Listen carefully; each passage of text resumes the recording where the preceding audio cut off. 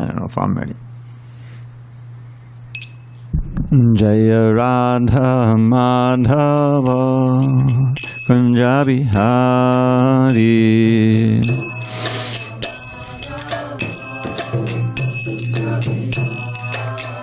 Jaya Radha Madhava Kunja Bihari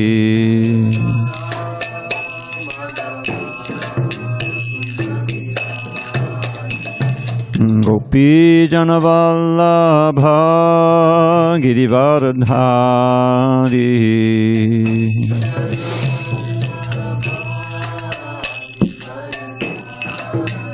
Jaya Gopi Janavallabha Girivardhari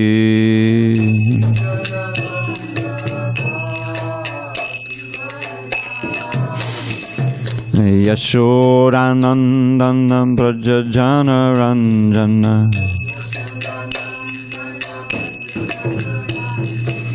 Yashodanandana Brajajana Ranjana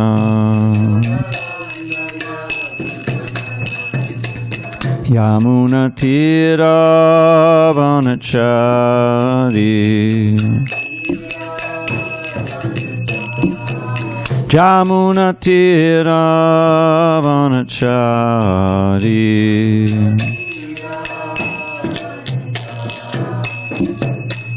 Hare Krishna Krishna Krishna Hare Hare Hare Rama Rama Rama Hare Hare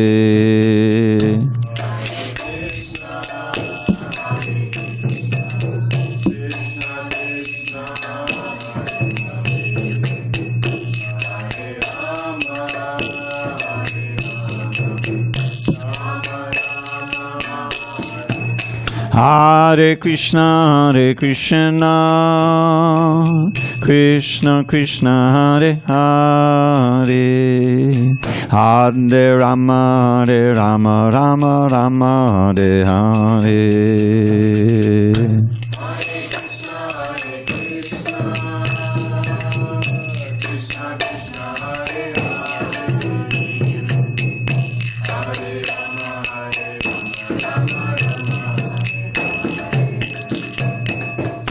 Jaya Radha Madhava Kunja Bihari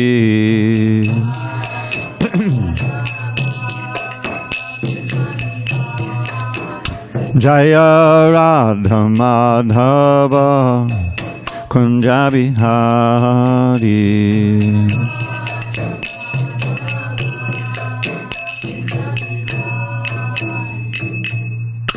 Jai Mr. Pad Paramahansa Purikacharya Astotra to the Sri Srimad is Divine Grace Srila A.C. Bhaktivedanta Swami Prabhupada Ki Jai ISKCON BBT Founder Acharya Srila Prabhupada Ki Jai Jai Om Vishnupad Paramahansa Purikacharya Astotra to the Sri Srimad is Divine Grace Srila Bhakti Siddhanta Saraswati Thakur Ki Jai Ananta Koti Vaishnavini Ki Jai Namacharya Srila Haridas Thakur Ki Jai Srimad Bhagavad Gita Ki Jai Samaveta Bhaktabinda Ki Jai All glories to the assembled devotees. All glories to the assembled devotees. All glories to the assembled devotees. All glories to Shri Guru and Gauranga. Okay.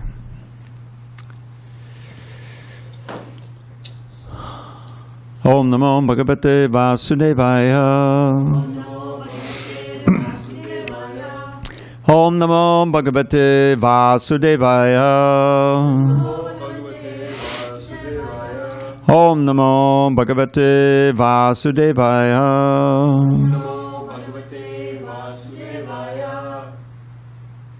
On this 14th day of February 2023 in San Diego, we're reading from Srimad Bhagavad Gita as it is, translation and commentary by His Divine Grace A.C. Bhaktivedanta Swami Prabhupada. And we are in chapter 12 entitled Devotional Service. Texts 6 and 7 on page 515.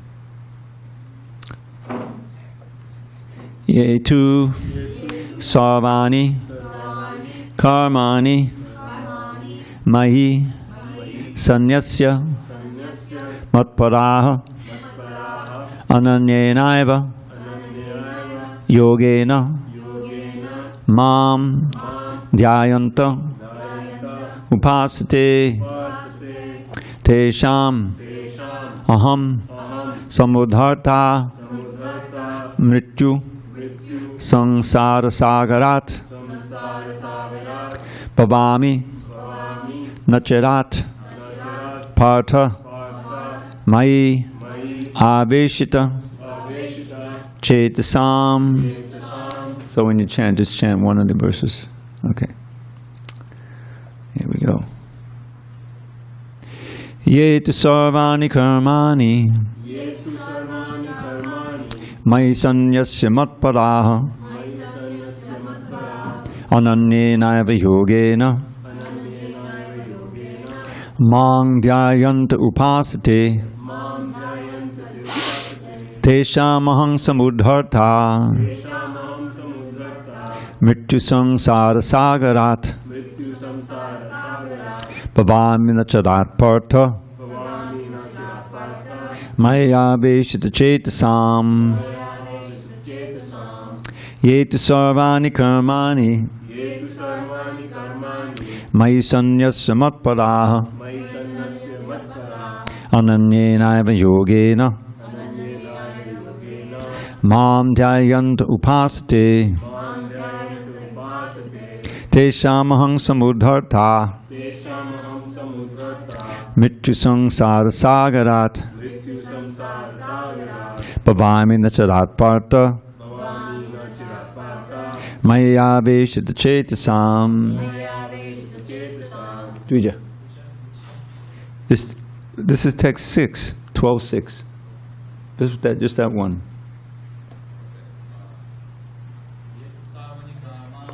Yetu sarvani karmani mai sanyasya matparaha ananyenaiva yogena mam dhyayantu upasate. Arjun, 7. Just a second. Tesam aham samudharta mrityu sangsara sagarat bhavami nacharat partha maya aveshita chetasam. Ross, 6. Yetu sarvani karmani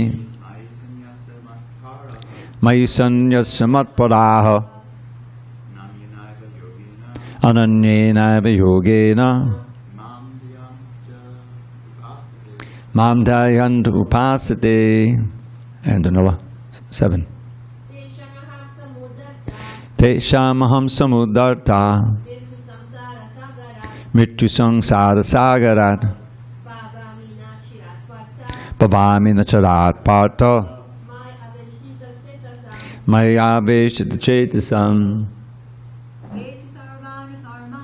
Yetu sarvani karmani mai sanyasya matparaha ananyenaiva yogena mam dhyayanta upasate. Synonyms.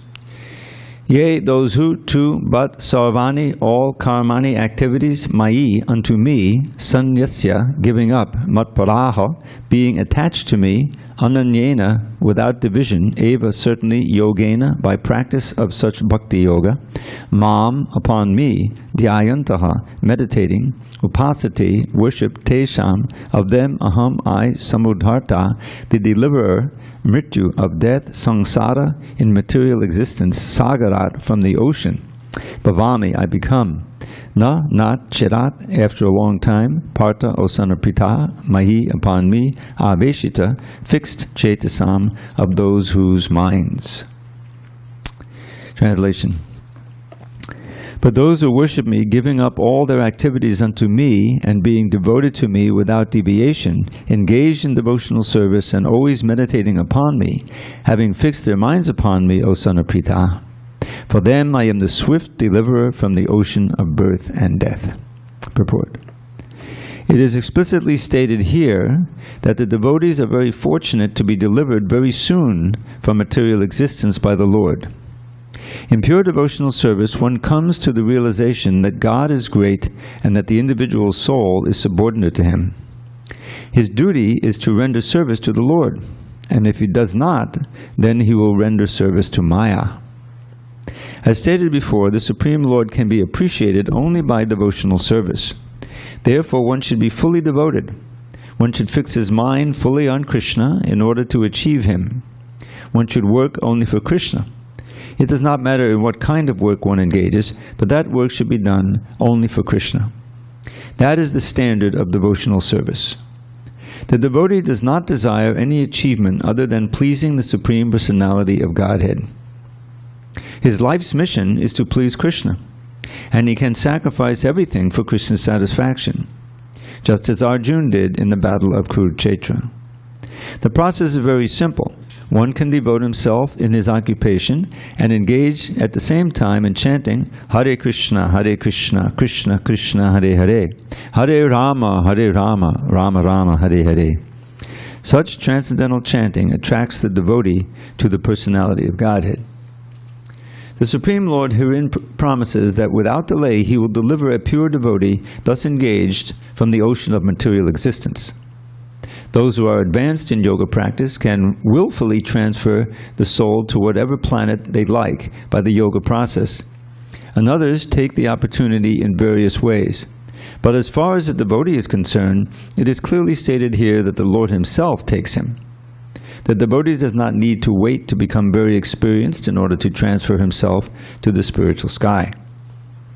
In the Varaha Purana, this verse appears. Niyami paramang sthanam archirari gatim vina garuda skandamaropya yatecham anivaritaha. The purpose of this verse, the purport of this verse is that a devotee does not need to practice Ashtanga Yoga in order to transfer his soul to the spiritual planets. The responsibility is taken by the Supreme Lord Himself. He clearly states here that He Himself becomes the deliverer. A child is completely cared for by his parents, and thus his position is secure. Similarly, a devotee does not need to endeavor to transfer himself by yoga practice to other planets. Rather, the Supreme Lord, by His great mercy, comes at once, riding on His bird carrier Garuda, and at once delivers the devotee from material existence. Although a man who has fallen in the ocean may struggle very hard and may be very expert in swimming, he cannot save himself. But if someone comes and picks him up from the water, then he is easily rescued. Similarly, the Lord picks up the devotee from this material existence. One simply has to practice the easy process of Krishna consciousness and fully engage himself in devotional service. Any intelligent man should always prefer the process of devotional service to all other paths. In the Narayaniya, this is confirmed as follows. Ya vai sadhana sampatti purushartha chatushteye taya vina tadapnoti naro narayanashrayaha. The purport of this verse is that one should not engage in the different processes of fruitive activity or cultivate knowledge by the mental speculative process. One who is devoted to the Supreme Personality can attain all the benefits derived from other yogic processes, speculation, rituals, sacrifices, charities, etc. That is the specific benediction of devotional service. Simply by chanting the holy name of Krishna, Hare Krishna, Krishna Krishna, Hare Hare, Hare Rama, Rama Rama, Hare Hare, a devotee of the Lord can approach the supreme destination easily and happily. But this destination cannot be approached by any other process of religion. Excuse me. The conclusion of the Bhagavad Gita is stated in the 18th chapter. Sarva dharmam parityajya mamekang sharanam vraja aham tvam sarva papebhyo mokshayasyami mashuchaha. One should give up all other processes of self-realization and simply execute devotional service in Krishna consciousness. That will enable one to reach the highest perfection of life. There is no need for one to consider the sinful actions of his past life, because the Supreme Lord fully takes charge of him. Therefore, one should not futilely try to deliver himself in spiritual realization. Let everyone take shelter of the Supreme Omnipotent Godhead, Krishna. That is the highest perfection of life. Om Jnana Timirandasya Jnanandana Shalakaya Chakshu Unmilitam Mena Tasmai Shri Gurave Namaha. I was born in the darkest of ignorance, but my spiritual master Srila Prabhupada opened my eyes with the torchlight of knowledge. I offer my humble obeisance unto him and all members of Sri Parampara. So, after a short detour in which Krishna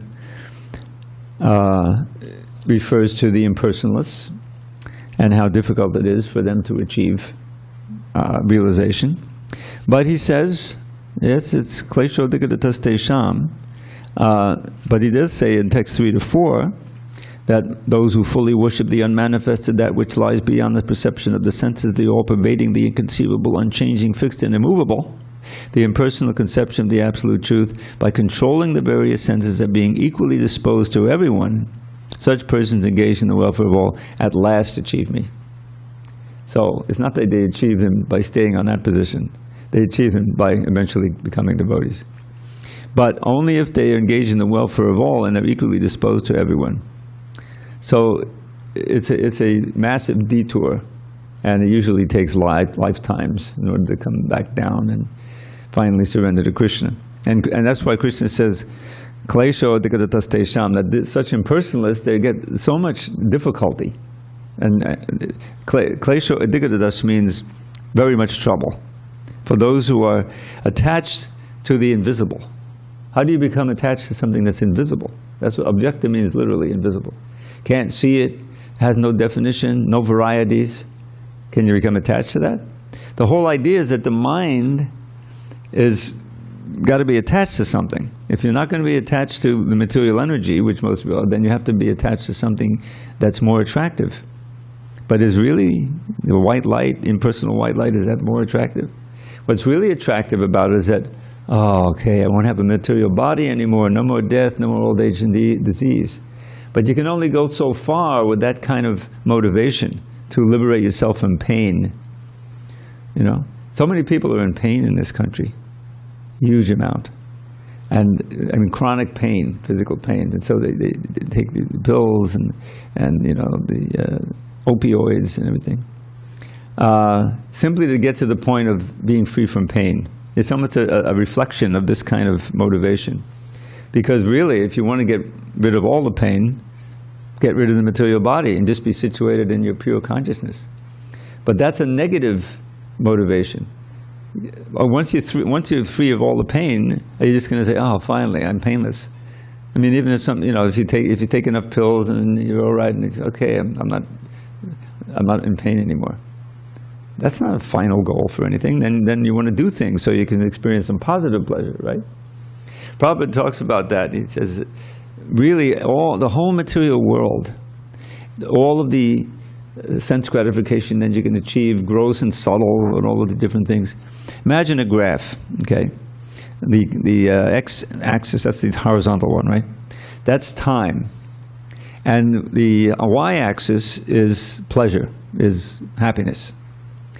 So, in the material world, material consciousness, everybody's below the zero line, and any little happiness you get is trying to move you toward that zero line. And if you get there, that's I just had the most wonderful experience, and you know. But then time goes on, and you push down, and you have to try to counteract the pain. And everything above the line is actual spiritual happiness. You never really get there as long as you're completely embodied and you're controlled by the three modes of nature like that. So it's just relative degrees of suffering is what we're doing. If we're suffering less and we're getting toward the zero line, you're saying, "Oh, I'm leading a good life," but you're still being pushed along by time, and you go down below. So bhakti is above the zero line, and actually Brahmananda, you can get up to there a little above the zero line, because there's also, some bliss there. But it's like what is it compared to? Well, we're looking for the ocean of happiness. Anandam buddhivardhanam. First verse of the Shikshastika. Gopi bhavada samartabda lahari kallo. Same thing, ocean, right? Is that the six Goswamis, especially three of them, were so wealthy. Like Rupa and Sanatan and Raghunath Das, they renounced multi-million-dollar fortunes would be today. Rupa Goswami had it cashed out. He had a whole boat full of gold. What would that be worth today? Billions. And what did he do with it? He gave half of it to the Brahmins and Vaishnavas. He gave a quarter of it to his family, because Prabhupada said they expect something. And then he kept a quarter of it for emergencies, which was a very good idea, because it was an emergency. Sanatan was locked up, and he was able to use that money, some of it anyway, for getting himself out, bribing the jailer, and so he got out. And then, so what's left? That's 100%. Oh, he's got a loincloth, right? In other words, give up all vestiges, and then Sanatan's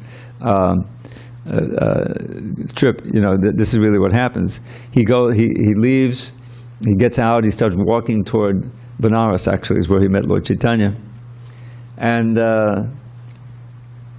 he had his aide, he had his assistant with him. And his assistant, being very, responsible, he had kept 8 pieces of gold for emergencies. But Sanatan didn't know that. So they finally get to what is called a rough tract of land, and they need help getting over it. And there's an inn there. There's a little, I don't know what you call it, Holiday Inn. Not really Holiday Inn, but just, And the proprietor, he had an astrologer. And the astrologer, these two people, and they have 8 pieces of gold with them, So they were thinking, okay, we'll just murder them and take the gold. I mean, that's the way the guys are. So Sanatan came there, and he asked him, can you please help us to cross this tract of land? And the man said, certainly. You can stay here for free overnight, and tomorrow we'll help you. But Sanatan was a diplomat. He worked with the king. He said, why is he being so friendly with me? So he asked Ishan, do you have something of value with you? Ishan was the name of his aide, his servant. He said, yes, master, I have 7 pieces of gold. He says, what are you keeping this death knell with us? Give me it, So he gave him 7 pieces of gold. And Sanatan said, here, to the innkeeper, take these 7 pieces of gold, take this gold, and help us across the tract of land. And the innkeeper said, thank you so much, not for the gold, but for saving me from him killing you. Now I don't have to perform this, this sinful activity. My astrologer told me that you had 8 pieces of gold. So they worked it out. But forget it. I'll just keep the 7 pieces of gold. I'll take you across, and just by goodwill, I'll sell my man. So Sanatan said, no, you keep it. It's just a death knell for us, like that. So Sanatan realized, he said 8 pieces of gold, so he knew he shouldn't have had another piece. So anyway, they got all across, and finally when they got across, he said, Ishan, I think you have a balance. You have something. He says, yes, master, I have 1 piece of gold. Take it and go home. So he then left. So now he's completely free of anything. And he's walking along, and somehow or other he meets his brother-in-law. He comes across his brother-in-law. And he recognizes, Sanatan. And I don't know if he calls him Sanatan or the other name, Dabirkas, whatever. What's up? And so Sanatan said, taking sannyas. So stay a little while, come on, clean up, and take some nice food. And said, I'm not going to stay here even for a moment, because he's renounced. So his brother-in-law told him, at least take this nice shawl so you can stay warm, a chadar. Okay, so he's got this nice chadar. So he goes and walks, and he finally comes, he's growing his beard out, and he comes, and he hears that Lord Chaitanya's in Benares, and he goes and he just sits on the door. So Lord Chaitanya, you can tell he's omniscient. So he says, see if there's a pilgrim, if there's a Vaishnava at your door, you know. So his aide there was a Chandrasekhar, or one of them. He opens the door, and all he sees is Sanatan. He looks like a Muslim. You know, he's got this long beard, and so he comes back. There's no devotee at the door. Is there anyone at the door? Yeah, there's a Muslim mendicant. Ask him in. So he asks him in, and immediately Lord Chaitanya gives him a big hug. Sanatan. So Chandrasekhar said, what's this? You know, so he told him, this is my dear devotee, Sanatan Goswami. So what happens is that first they want to feed him, you know, and Sanatan says, no, I will take later after Lord Chaitanya takes, I'll take a few remnants. You know, he's being very humble and renounced. But he sees that Lord Chaitanya is looking at his really fancy chadar, you know, high-class chadar. So he didn't say anything. He went to the bank of the Ganges there. The Ganges flows through Benares, right? And there was some poor mendicant, you know, who's airing out his tattered shawl, you know, on the beach, on the shore. So Sanatan comes and he says, will you please take this shawl and give me yours? And he thought he was joking with him, because Sanatan had a bearing, you know, he was a cultured man. He said, a gentleman like you shouldn't tease someone like you, shouldn't you know, joke with me like, no, I'm serious, you know, I want to trade my fancy chadar for your tattered chadar. So I said, okay, you know. So then he came back, and Lord Chaitanya, you know, the last piece of attachment.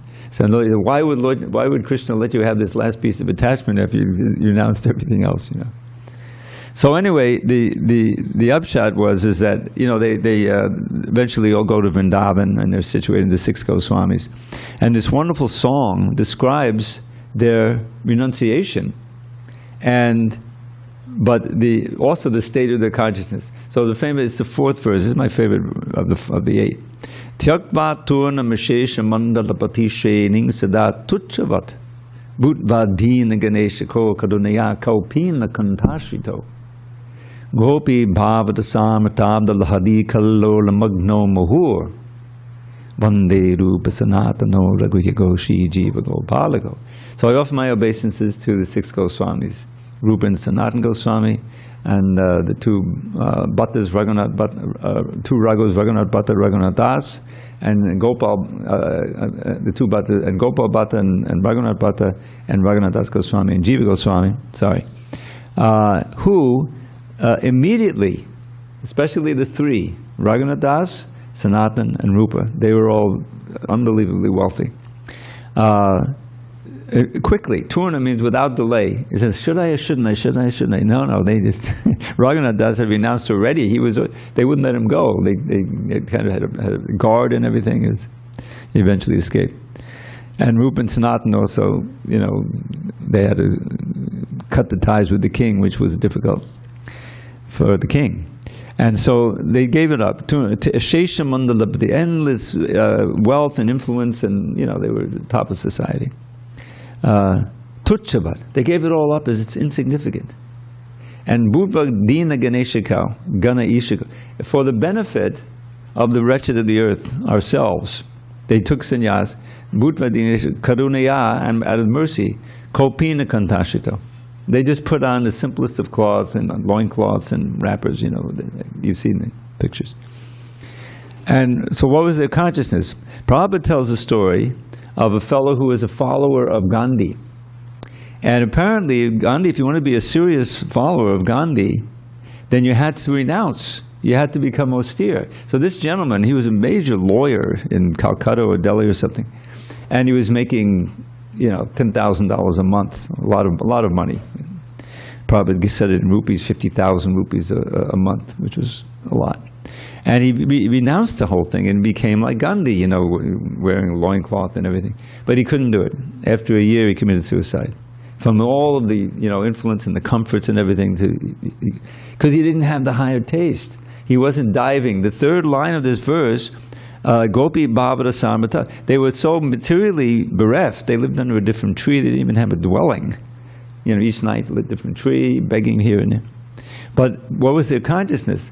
They were experiencing the highest levels of intense ecstasy in the mood of the gopis for Krishna. Gopi Bhava Rasamrata, an ocean of nectar of rasa. Rasamata Gopi Bhavada Samatabd Lahari. Abdi is the ocean. They were diving in the waves of the ocean of this highest levels of ecstasy, the gopis' love for Krishna. So with that kind of internal experience going on, what do they need, this external thing? There's no question of giving it up. Well, I've tried bhakti for a while now, let me see if I can, achieve Brahman. Forget it. It's just like, that's like going to hell. Kaivalyam narakayate. So, Krishna is giving some encouragement to the impersonalists here. It's very difficult to be avyakta chedasam for those who are embodied, which is that all of us. But even so, if they're they'll eventually come to me if they don't make offenses against the devotees. But then he goes on, and the rest of the chapter is about the sincere devotees. So this verse that we had, the next one, it says it's very troublesome to make progress is difficult. But the two verses we read, those who worship me, giving up all activities to me, being devoted without deviation, engaged in devotional service, always meditating upon me, fix their minds upon me. For them I'm the swift deliverer from the ocean of birth and death. So your liberation is already there. You don't have to try separately for it. If you're a sincere devotee and you're really striving, that liberation will be taken care of. This is repeatedly said, most famously by Bilvamangal Thakur, near the end of his Krishna Karnamrita. Bhaktis tvayis tidatada bhagavadgita daive nanak palati divvikishora murti mukti swayam kulitanjali sevatesman daive dharmartha kama gatayak patiksha. Samayak patiksha, sorry. Dharma Seta referred to this verse this morning. So they say, Bhaktis tvahi, O Lord, those who are fixed in service to you, stiratada bhagavadgita. Then they'll get the fruit of that. What is that? Liberation from birth and death? No, that's not the real fruit. Daivenanak palati, the fruit is divyakishora murti, a vision of your beautiful, all-attractive adolescent form, which he just described in the whole book. Modoram, modoram, babadasiva, beautiful verses. So living in that experience of associated with Krishna internally and externally, that's way beyond liberation. At the beginning of the Nectar of Devotion, Rupa Goswami gives a comparison of the different happinesses, different levels of pleasure in this world. And how is it, the material, it's like this. The material pleasure and happiness is like a drop of water compared to the ocean of Brahmananda, of actually realizing the impersonal absolute. But the impersonal absolute is like a drop of water in the ocean of the nectar of devotion. That's what we have to look forward to. We have the capacity and the capability of actually regaining that platform of pleasure, which is unending, full of variety, of different varieties of service and in love with Krishna. That's really what we should strive for. If you know about it and you believe in it, and that's why association with great devotees like Srila Prabhupada and realizing our line and reading about it is so important. They're also human beings. They're not, they're exalted human beings, but they're human beings and they're encouraging us. You can do it, At least take steps toward it, because there's no loss, and no loss of diminution. So how can there be any question? If you actually understand the reality of it, it doesn't make any sense to strive for anything else. So this chapter from now on is going to simply deal with that. And it's really so wonderful because he talks about here he's talking about the fully surrendered souls. I deliver them personally, I come and take them back home, back to Godhead. But then he has this wonderful section where he said, but if you can't do it full-time, then you can still do it part-time. And, in other words, he's all the way down to someone who can't even practice devotional service, but at least, be kind and don't become attached to your thing, and try to... Because if you're a little charitable, then you'll meet a devotee on the street and you'll give him some Lakshmi, you may able to get a book. In other words, whatever you do, don't become a selfish demon and self-centered and exploiting others and like that. So Krishna is very encouraging in this chapter. It's a beautiful chapter. Okay, so let's just run through, because this is quite a substantial purport. Okay. So Prabhupada emphasizes the chanting of the holy name. That is also a sign of Krishna's kindness, that he comes and he gives us a system that, that's practical and it's easy, and still we find difficulty doing it. But compared to chapter 6 and that kind of yoga, you don't have to perform super duper austerities. Some austerity has to be there, but the main thing is the positive, the chanting of the holy name, and then you become empowered by that. And let's see, what else did he cover here? Without delay. So this is the quickest way of practice. Yeah, this whole idea of surrender in faith, and then Krishna takes care. Remember chapter 8? He says, Ananyas chintayanto mam yejana payapasate tesham nityabhiyoganap yogakshema vahamyaham. This famous line, yogakshema. So those who are one-pointed, Ananyas chintayanto mam, always serving me, thinking of me. Ananyas yejana payapasate tesham nityabhiyog, those who are always linked to me. I give them what they need, I preserve what they have. This phrase yogakshema is important. Yoga, in this case, in this context, means the things that you need to connect with in order to live in this world. Food, shelter, basic things like that. Krishna provides that. And security. Because even if you have all these things, if the army is coming over the road, you need security. And so yoga, I personally provide that for my devotees. How wonderful. That's how kind Krishna is. All right. Any questions on these two verses? Krishna will continue in this vein for a little while. Yeah, this next verses. All right. Mayeva manadatsva Mai buddhim niveshaya Nivasishyasi mayeva Ata urdvam sanshaya. Just fix your mind upon me, the Supreme Personality of Godhead, and engage all your intelligence in me. Thus you will live in me always without a doubt. Purport. One who is engaged in Lord Krishna's devotional service lives in a direct relationship with the Supreme Lord.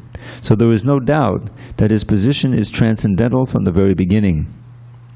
A devotee does not live on the material plane, he lives in Krishna. The holy name of the Lord and the Lord are non-different.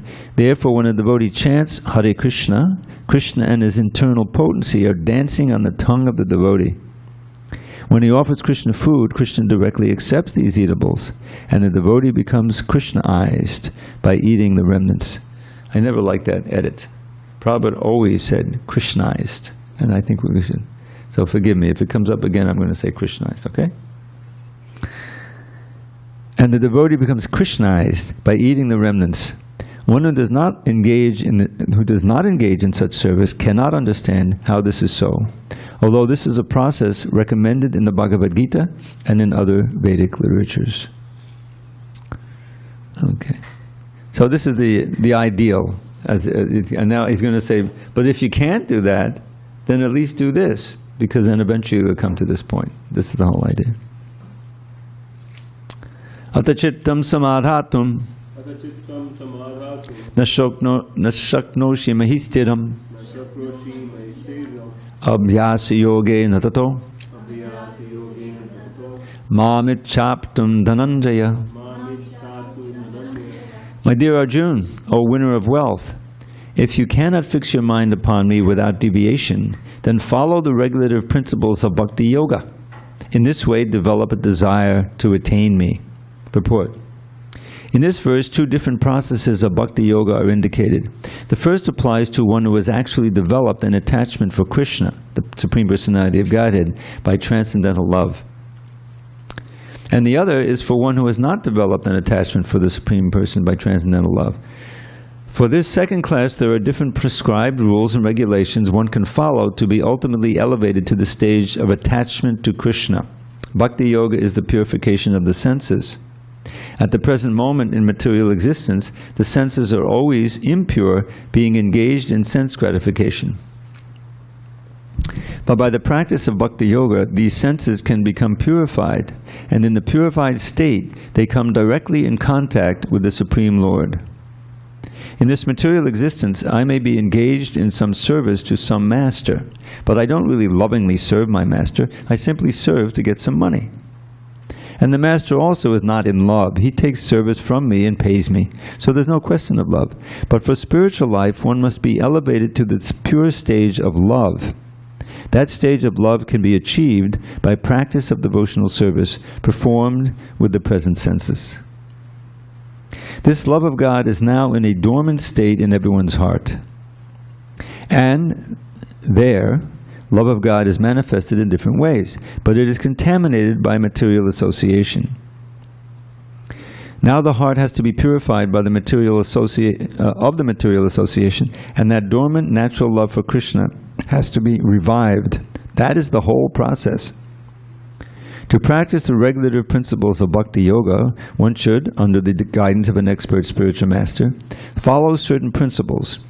One should rise early in the morning, take bath, enter the temple and offer prayers and chant Hare Krishna.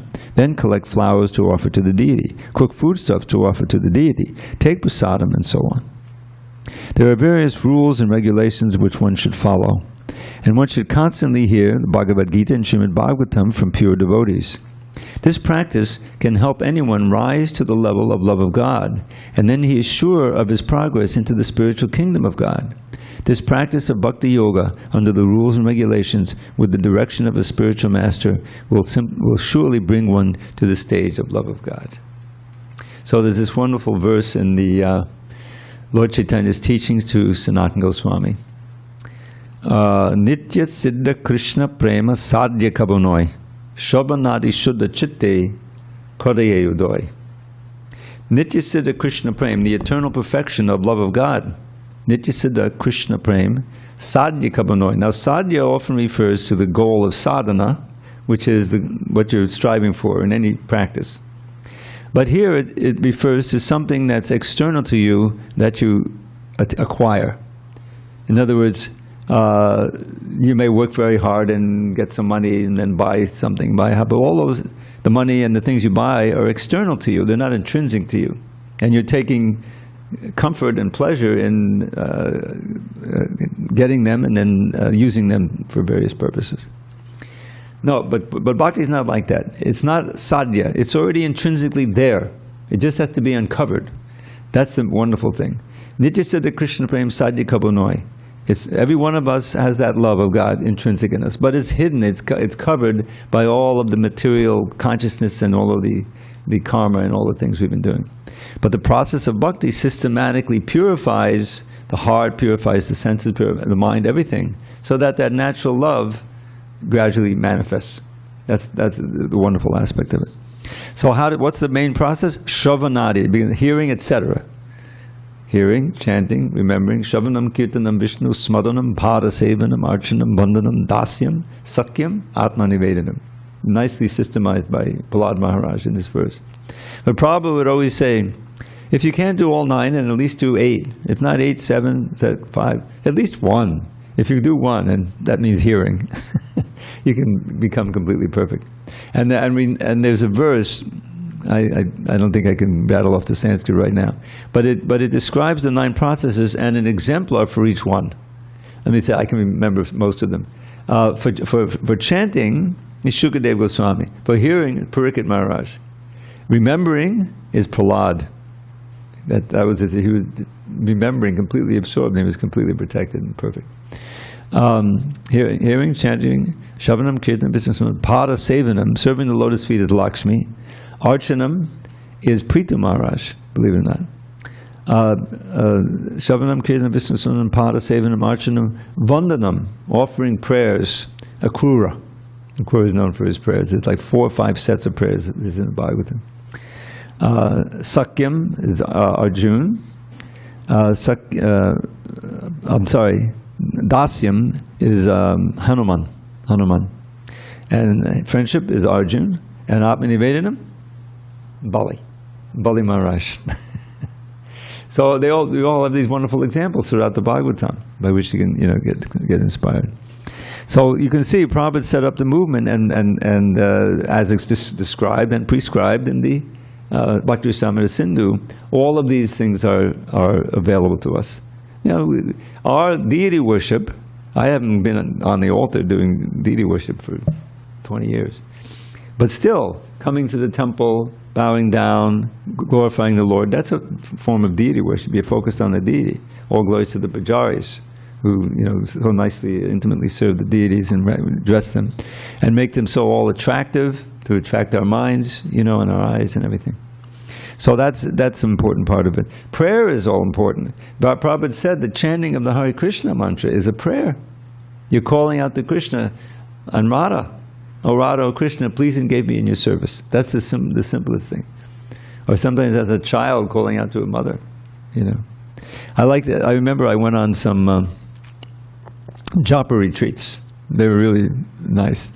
Then after the big recession, 2007, 2008, devotees didn't have the wherewithal, because it costed $100 or so at least for the room and board, for a week, usually more than that. So I was invited to go. So there was a 64 round day, so that was really interesting to get a 64. And then while I was chanting the 64 rounds, this thought came to my mind, that the holy name is not different from Krishna, right? There's a verse like that.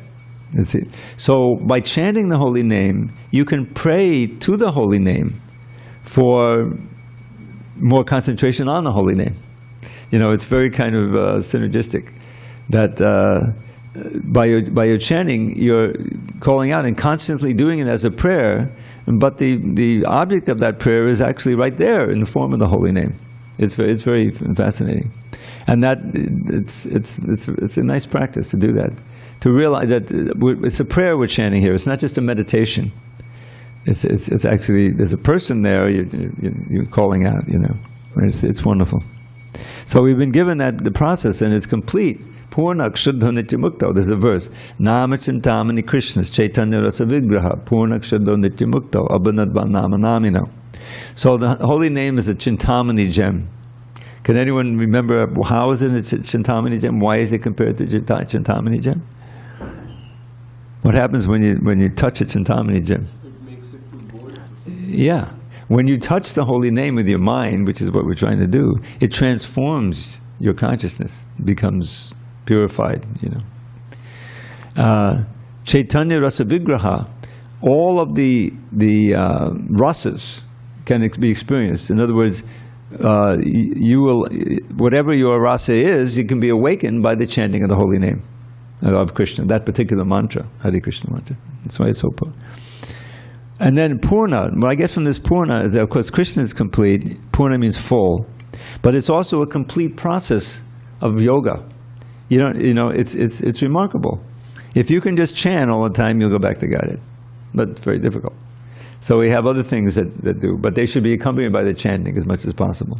But Haridas Thakur was great acharya. Lord Chaitanya exalted him. All he did was chant all day. Wonderful. So Purnak Shuddha, completely pure. By chanting, we become pure. Of course, we have to be careful to avoid the offenses. But the chanting japa and chanting kirtan, you become purified. Your mind becomes pure, your intelligence, your senses, everything. And nitya mukto, eternally liberated, not adulterated by matter, especially chanted by the pure devotee. It purifies the atmosphere. It cannot become polluted. And all of this is because the last line, Abhinatvan Nama Namino. Who can say what that means? Yeah, the word binna, which also related to abeda, achinta beda tattva. That beda or binna means separate from, but the word is abhinnatvan, having the quality of not being separate from that which is named. Nama namino, the name and the named. The named is Krishna. The name is Krishna. There you go. Is the same with Ram? Huh? Is it the same with Ram? Yeah, Rama is also fully potent holy name. So the name means Lord Rama. Name The name Rama means Ramchandra. It can mean Balaram, and it can also mean Krishna. Often Prabhupada said that in the Hare Krishna mantra, both Krishna and Rama indicate Krishna, but the word Rama emphasizes his being the reservoir of all pleasure and always being in pleasure. The word Krishna, there's a verse which slips my mind right now, means all attractive. He one that attracts our mind. But and Rama, is it Rama, Rameti, Rameti? No, there's another one. Brahmante yogino nante satyananda chiratmani iti Rama pade nasu padam brahma vidiyate. This is quoted in the Bhagavad Gita. In purport, Bayasparshe Sasaktatma. So he says, Ramante yogino anante, the yogis, bhakti yogis, they enjoy boundless happiness. Ramante yogino anante. Satyananda, this is true bliss. Chidatmani, spiritual bliss for the soul, Chidatmani. Thus, iti Rama padenaso, the absolute truth is known as Rama, because of that boundless pleasure you can enjoy by serving and meditating and thinking, absorbing. So yeah, the holy name of Rama is very important also. Okay, we've kind of come to the end. We have time for one poem. Is that okay? Okay. All right, let's see if I can remember this song. This is Bhajan Raya Maharaj's favorite poem of mine. So there's a song by Goswami. Krishna bhavantam bande manmanasa matakadama payadita patapankachamakadandehi. Oh Krishna, dearest Lord, I bow to you and then entreat. Please place the bee of my restless mind in the honey of your lotus feet. Though even Brahma, deep in trance, cannot achieve his goal, a glimpse of your effulgent toenails, soothing to the soul. Because, O Lord, I've heard of your compassion's endless waves, that very vision is the only boon my poor heart craves. O Krishna, dearest Lord, I bow to you and then entreat, please place the bee of my restless mind in the honey of your lotus feet. O Madhava, despite great effort, I have not attained a drop of pure devotion. This has brought me endless pain. Yet though it seems impossible to ever fill this need, your monumental power gives me hope I shall succeed. O Krishna, dearest Lord, I bow to you and then entreat, please place the bee of my restless mind in the honey of your lotus feet. Today, eternal Lord, please place my mind upon your feet, so I may relish endless mellows, wonderful and sweet. I pray that for eternity my mind may there reside, to relish luscious honey that defeats ambrosia's pride. O Krishna, dearest Lord, I bow to you and then entreat, please keep the bee of my restless mind in your honey of your lotus feet. All glory to Srila Prabhupada. Anyway. Actually, I was wrong. Maharaj's favorite is the verse, Anghak sang hatatake lang sakadadiya, and then explains. I'll do that one tomorrow. Okay? It's a deal? All right.